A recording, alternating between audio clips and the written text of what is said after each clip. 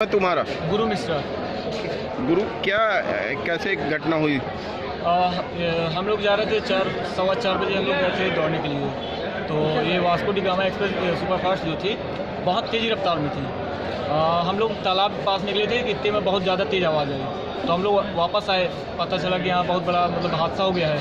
तो हम लोगों ने जो इंजर्ड थे, जो घायल हुए थे, तो उन लोगों को बाहर निकालने लगे। और पुलिस जो है GRP RPF कुछ लेट आई, लेकिन जितने लोग थे यहाँ के वेंडर थे और कुछ लोग थे, सब घायलों को बाहर निकाल रहे थे। और जो डेथ हुआ था बच्चा पहले तड़पा, उसे तड़पा, उसके बाद उसकी भी डेथ हुई।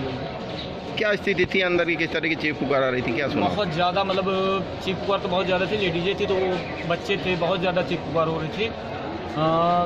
एक जो अज्ञात है शायद, उसकी अभी उसका पता नहीं चला, जो डेथ हुआ है वो बहुत ज़्यादा उसमें इंजर्ड बहुत ज़्यादा है वो।